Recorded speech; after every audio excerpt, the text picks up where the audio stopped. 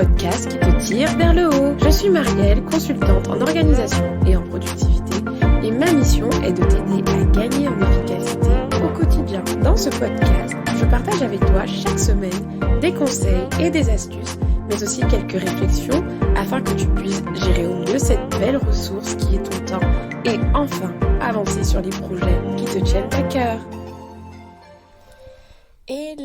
Hello, bienvenue dans ce nouvel épisode. Nous sommes à l'épisode 62 et je suis comme d'habitude ravie d'être à vos oreilles. Aujourd'hui, nous allons parler de side project, donc le fait d'avoir un projet à côté de son travail, de ses études. Mais avant de commencer cet épisode, comme d'habitude, je vais prendre le temps de faire une petite dédicace à quelqu'un qui a de son côté pris le temps de laisser un petit avis sur le podcast, sur la plateforme sur laquelle il l'écoute. Et aujourd'hui, c'est à Livia que je veux faire un petit coucou. Livia a laissé sur la plateforme donc Apple Podcast ce commentaire qui m'a fait plaisir. Elle dit: très beau travail. Merci Marielle pour tes podcasts qui me servent beaucoup et me permettent de mettre petit à petit les choses en place. Merci pour ce beau travail que tu accomplis.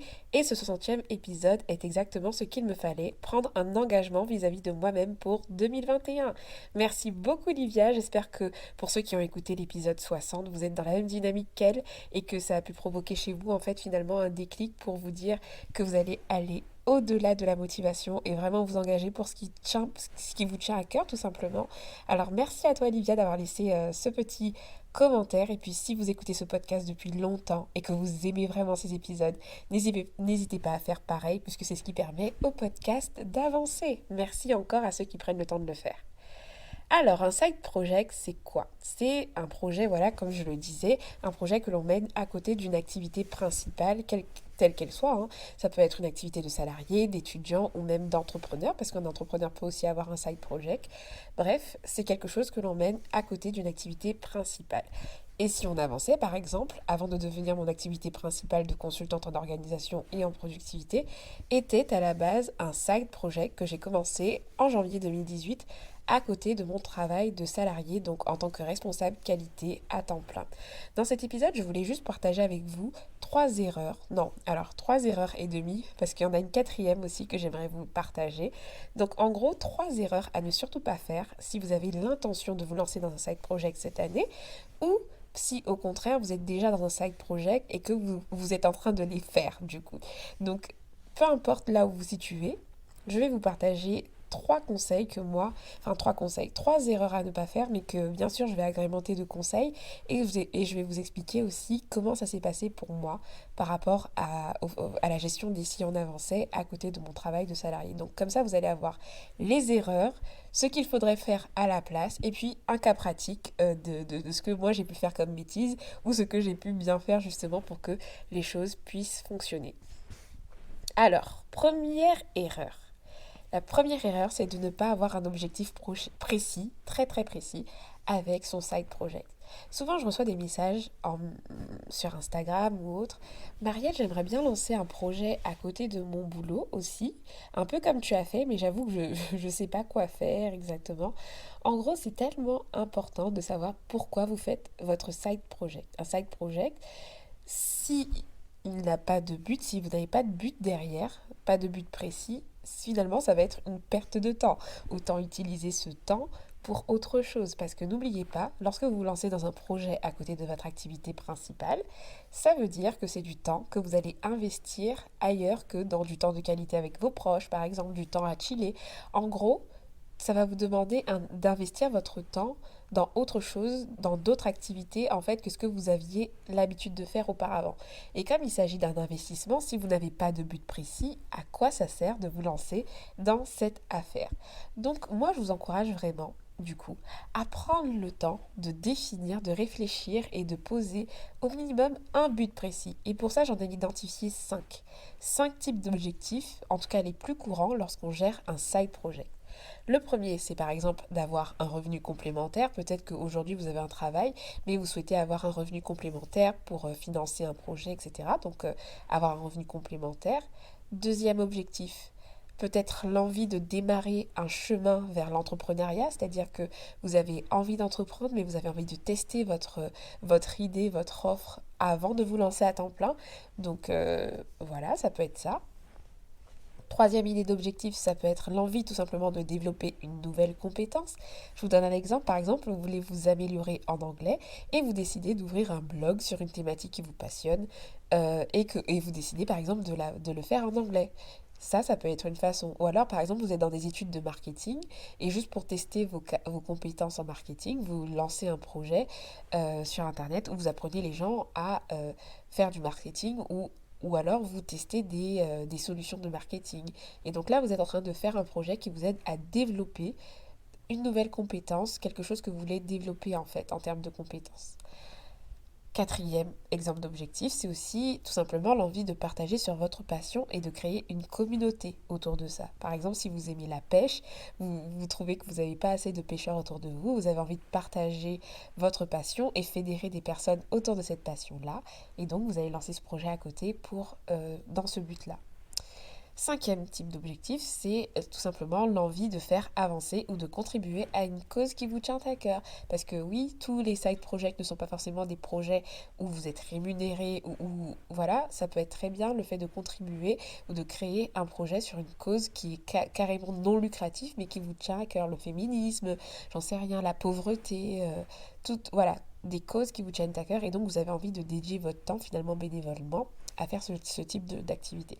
Donc ça, c'est 5 exemples d'objectifs qui sont les plus courants, mais le but, c'est de définir au moins un, parce que des fois, vous pouvez avoir plusieurs objectifs combinés. Ça peut être une passion que vous aimeriez développer en termes de compétences pour que ça devienne ensuite une entreprise, il n'y a pas de souci. Mais en gros, il vous faut au minimum un but. Définissez-vous au moins un but un but de départ qui pourra ensuite évoluer. Mais il faut que vous ayez un but pour donner du sens finalement à ce que vous faites. Pour aller plus loin que les buts, vous pouvez aussi vous définir un pourquoi. Et je vous encourage à aller plus loin que l'objectif parce que juste le fait de se dire qu'on veut entreprendre ou alors qu'on aimerait avoir un revenu complémentaire, ça suffit pas. On a besoin d'engagement, comme je vous le disais dans l'épisode 60 justement, où la motivation ne suffit pas. Quand on a un objectif, on est motivé, donc avoir des revenus récurrents, démarrer un chemin vers l'entrepreneuriat, développer des nouvelles compétences. Jusque-là, on est au stade de la motivation. Mais si on veut creuser au niveau de l'engagement, il va falloir vous demander pourquoi vous voulez des revenus récurrents. Pourquoi vous souhaitez aller vers l'entrepreneuriat? Pourquoi vous souhaitez développer cette nouvelle compétence? Posez-vous la question et définissez clairement votre pourquoi. Je vais vous partager mon cas par rapport à et si on avançait. Donc au départ, et si on avançait, j'avais un objectif qui était très précis, c'était de créer une communauté autour d'une passion qui était l'organisation. C'est d'ailleurs pour ça que et si on avançait s'appelle et si on avançait, parce que j'avais déjà en fait dans la tête l'idée de créer une communauté, puisque c'est et si on avançait, ça veut dire que c'était pas juste quelque chose lié à moi, je voulais amener tout le monde, comme moi j'avais eu un déclic par rapport à l'organisation, le fait de m'organiser pour avancer, je voulais amener tout le monde, tous ceux qui passaient par là en fait dans ce processus avec moi, et le but était d'avancer ensemble. Donc c'était ça mon premier objectif. Et mon deuxième objectif caché, entre guillemets, c'était aussi de développer de nouvelles compétences. J'étais très attirée aussi par les réseaux sociaux, par le fait de gérer un compte Instagram, et c'est quelque chose qui me plaisait beaucoup d'écrire des articles de blog, tout ça. Donc au début, je voulais aussi développer ce type de compétences. Et puis sans vous mentir aussi, quand j'ai lancé Et si on avançait, j'avais vu quelques vidéos aussi de blogueurs français qui expliquaient qu'ils arrivaient à avoir des revenus à côté de leur travail, voilà, grâce au blogging, grâce à de la publicité, ou alors, voilà, je sais plus comment ces personnes-là faisaient, et j'avais en tête aussi de pouvoir avoir peut-être des revenus récurrents avec des articles de blog, etc. à l'époque. C'était mes objectifs. Et du coup, ces objectifs-là me permettaient d'être motivée pour passer à l'action. Mais comme il me fallait quelque chose de plus grand, j'avais également un pourquoi qui était très très fort. Parce que comme je vous ai expliqué, et si on avançait, c'est lié à mon histoire un peu. Parce que j'ai beaucoup procrastiné plein de projets, etc. Alors que j'étais organisée. Et donc ma mission, c'était de montrer que l'organisation, c'était un vrai levier pour pouvoir avancer. Donc, c'était aussi une sorte de test pour moi de mettre en place un système d'organisation qui me permet aussi de gérer un tel projet à côté de mon boulot. En gros, le pourquoi était fort. Mon pourquoi était fort, c'est parce que je voulais aider des personnes à faire pareil. Parce que je me suis rendu compte que le temps était précieux, que je voulais que des personnes puissent comprendre qu'il faut bien investir ce temps-là. Et tout ça me poussait en fait à me discipliner, à avancer. Comme je vous expliquais dans l'épisode justement où je parlais de la motivation, honnêtement, et si on avançait, j'ai eu envie d'abandonner plein de fois parce que au début, on n'a pas forcément les résultats qu'on espère, mais parce que j'avais cet engagement-là qui était fort, où j'étais vraiment poussée à agir, qu'il y ait une personne, deux personnes, 10 personnes, 300 personnes sur mon compte Instagram, j'avais tellement envie de continuer et d'aider ces personnes-là que voilà, ça m'a permis de tenir. Donc définissez bien pourquoi vous faites ça, quel est votre objectif. Donc est-ce que c'est un objectif voilà, de revenus complémentaires, de chemin vers le salariat, de développement de nouvelles compétences, de développement d'une passion et d'une communauté ou alors de contribution pour quelque chose qui vous tient à cœur, définissez ça. Et ensuite définissez ça, rattachez tout ça à un pourquoi qui va être assez fort pour vous maintenir engagé. Deuxième erreur, et c'est une erreur que j'ai faite, celle-ci. C'est une erreur que j'ai très. J'avais beau avoir un objectif, mais j'ai clairement manqué de stratégie. Donc la deuxième erreur à ne pas faire, c'est manquer de stratégie. Je vous explique. Lorsqu'on a un objectif, donc je vous ai dit créer une communauté ou développer de nouvelles compétences, on a tout intérêt à mener en fait des actions qui vont être en cohérence avec cet objectif. Et ce qui s'est passé, c'est que moi, j'ai commencé à publier des articles à tout va, par-ci et par-là, à faire un compte Instagram, mais rien n'était calculé, rien n'était réfléchi. Je créais du contenu, je voyais un peu ce qui se faisait à côté et je passais à l'action, mais rien n'était réfléchi. Je vous ai dit que par exemple, je souhaitais créer une sorte de revenu complémentaire grâce au blogging. Je n'ai jamais même à ce jour, fait quelque chose qui me permettait de gagner de l'argent grâce au blogging. J'ai complètement oublié mon objectif et j'ai commencé à me laisser aller à créer du contenu par-ci et par-là sans aucune stratégie, sans aucune réflexion. Si vous gérez un side project, ça veut dire que vous n'avez pas le même temps que quelqu'un. C'est-à-dire que votre temps, il est limité puisque c'est un projet que vous mettez à côté, que vous faites à côté, pardon. Comme c'est un projet que vous faites à côté, c'est indispensable pour vous de savoir comment bien investir ce temps-là, puisque votre temps est limité et votre énergie est limitée. Donc la stratégie est hyper importante si vous voulez avoir le résultat que vous attendez. Vous connaissez la méthode 80-20, le principe 80-20 qui explique que en gros 20% de ce que vous allez faire va vous apporter 80% des résultats. Et quand on gère un side project, quand on a un projet à côté de son activité principale, on a tout intérêt à prendre le temps de réfléchir à quelle action va vous apporter le plus de résultats et faire en sorte de mettre toute son attention sur celle-ci parce que justement on a encore moins de temps que les autres à consacrer à ce projet-là. Donc on a tout intérêt à identifier celles qui vont nous apporter le plus de résultats. Donc ça signifie quoi concrètement? Je vais un peu me répéter, mais en gros, pour être stratégique dans vos actions lorsque vous menez un side project, il va falloir faire des choix qui vont être cohérents par rapport à vos ressources en temps et en énergie. Vous allez devoir aussi, je vous encourage à le faire, donc d'identifier toutes les actions qui vont être les plus productives pour vous en termes de résultats par rapport à vos objectifs. Et vous allez également mener quelques réflexions pour savoir comment automatiser les choses, comment simplifier certains processus. Vous ne pouvez pas vous permettre juste d'agir et de faire comme tout le monde lorsque vous êtes dans une démarche de side project. Le but, c'est de gagner du temps, de faire les choses simplement et d'être très très efficace dans les actions que vous allez mener.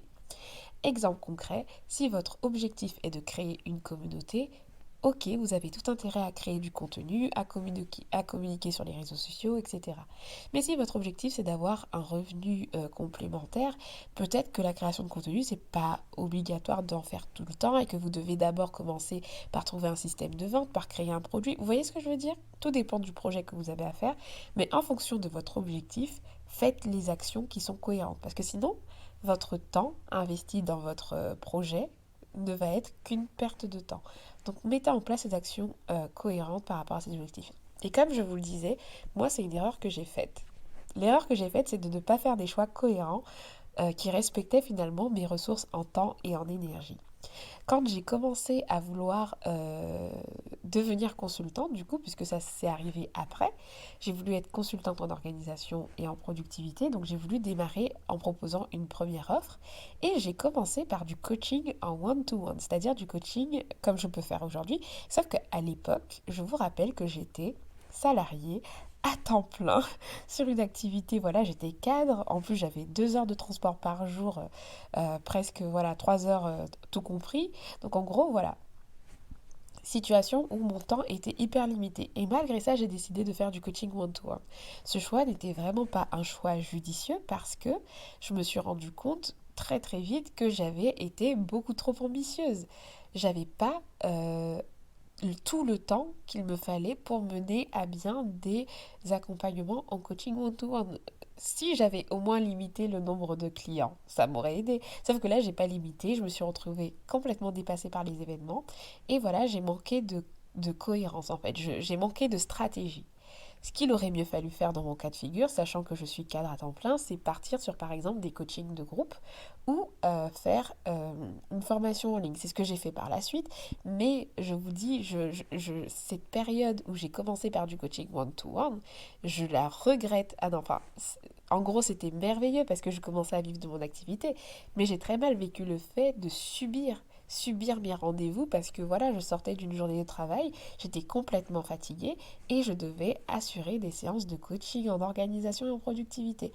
Donc là, vraiment, ce qu'il faut retenir, c'est que dans votre side project, il faut être stratégique. Vous prenez en compte vos ressources en temps et en énergie, vous tenez compte de vos objectifs et vous faites en sorte de définir des actions qui sont en cohérence avec tout ça, vos ressources et vos objectifs. Et vous vous porterez beaucoup mieux, moins de frustration. Ne faites pas la même erreur que moi. Bon, de toute façon, même si vous faites cette erreur, vous allez toujours savoir comment rebondir, puisque moi je l'ai faite et j'ai vite rebondi. Mais si vous pouvez éviter de passer par là, c'est quand même mieux. Troisième erreur, c'est de ne pas identifier clairement vos limites. Déjà, je vais vous dire quelque chose. L'équilibre parfait, vie pro et vie perso, n'existe pas quand on gère un side project, vraiment. Déjà, même en temps normal, l'équilibre vie pro, vie perso parfait n'existe pas. Parce que ce qui existe vraiment, c'est votre cadre sur mesure. C'est ce que vous allez décider. Les limites que vous allez décider à ne pas franchir, en fait. C'est ça votre équilibre. C'est pas on ne peut pas parler d'équilibre vie pro, vie perso en donnant des règles générales. En tout cas, c'est pas ma vision des choses. Puisque l'équilibre vie pro, vie perso, c'est l'équilibre que vous choisissez, le cadre que vous choisissez. Donc lorsque vous allez si vous menez un side project, je vous encourage à identifier dès le départ les limites que vous ne souhaitez pas franchir par rapport à votre équilibre justement vie pro et vie perso. Ça consiste à quoi? Ça consiste à déterminer tout simplement vos propres règles. Je vous donne des exemples de limites. Par exemple, ne pas travailler le dimanche. Ça peut être quelque chose que vous pouvez définir. Ne pas travailler sur votre projet après 23 heures le soir. Ne pas... Voilà, c'est des règles, des limites que vous allez vous fixer à ne pas franchir pour encadrer le temps que vous allez vous définir pour travailler sur votre side project. À vous de voir en fonction de vos objectifs, parce que peut-être que quelqu'un qui veut faire de ce side project son entreprise à temps plein après peut avoir des limites qui ne vont pas être celles de quelqu'un qui veut juste un revenu récurrent ou alors juste créer une communauté. Celui qui veut en faire sa boîte peut-être va suer et va travailler le samedi et le dimanche en pleine conscience. Mais tout doit se faire en pleine conscience et vous ne devez pas vous retrouver à subir votre side project. Ça rejoint un peu la deuxième erreur du fait de ne pas bien identifier, pardon, de ne pas être stratégique dans ce que vous faites. Là, je vous encourage vraiment à identifier vos limites et à les respecter. Comme moi, par exemple, je sais que l'une de mes limites, c'était de ne pas travailler le dimanche, même si vers la fin, il m'est arrivé de travailler le dimanche, mais c'est parce que mon objectif avait évolué. Avant, et si on avançait, c'était pour fédérer une communauté. Et au bout d'un moment, le projet d'en faire mon activité à temps plein est arrivée et je me suis permise voilà, de créer une sorte de déséquilibre et de changer mes limites que j'ai fait évoluer. Donc, vous voyez, vos limites, elles peuvent évoluer, mais elles doivent exister pour ne pas avoir un déséquilibre. Si, par exemple, votre vie de famille, c'est quelque chose d'important, fixez vite les règles pour que votre side project ne devienne pas un poids et une charge en fait dans votre vie et que finalement ça devienne plus un poison que quelque chose de positif pour vous. Donc soyez très clair sur les limites. Et quatrième erreur, c'était pas vraiment une erreur que j'avais prévu d'inclure dans ce podcast-là, mais j'y ai pensé à la toute fin et j'aimerais vous la partager quand même. C'est d'arrêter. L'erreur qu'on peut faire, c'est de comparer ses résultats, donc ces résultats qu'on peut avoir en étant voilà, pas à temps plein sur son activité, sur son projet, à ceux qui sont à temps plein. En gros, surtout ceux qui démarrent un projet sur le web ou qui préparent une offre, qui créent une entreprise, etc. Arrêtez de comparer le chapitre 25 du Get à votre chapitre 1 de débutant qui gère ça, voilà, 1 heure par jour à peine ou 2 heures le week-end. Voilà, arrêtez de vous comparer, c'est incomparable déjà. Huguette, elle a 24 heures dans la journée et parmi ces 24 heures-là, elle en a au moins 8 qu'elle consacre à son projet parce qu'elle est à temps plein sur son projet. Sauf que vous, à l'heure actuelle, vous n'avez qu'1 heure par jour ou peut-être 2 heures le week-end et c'est complètement ok. Alors cessez de vous comparer à Huguette. Inspirez-vous d'Huguette. Euh, Félicitez Huguette, mais arrêtez de vous comparer à Huguette puisque ça ne va servir à rien. Fixez-vous des objectifs qui sont atteignables, à votre portée, par rapport aux ressources que vous avez en temps et en énergie, et ne comparez pas l'incomparable. C'était le dernier conseil que j'avais pour vous, et donc la dernière erreur. Donc je fais un récap. 3 erreurs, bon, allez, je vais quand même l'inclure. 4 erreurs à ne pas faire. Donc la première erreur à ne pas faire, c'est de ne pas avoir d'objectif précis. Deuxième erreur, manquer de stratégie. Troisième erreur, ne pas identifier ses limites. Et quatrième erreur, comparer ses résultats à d'autres personnes qui sont à temps plein. Voilà.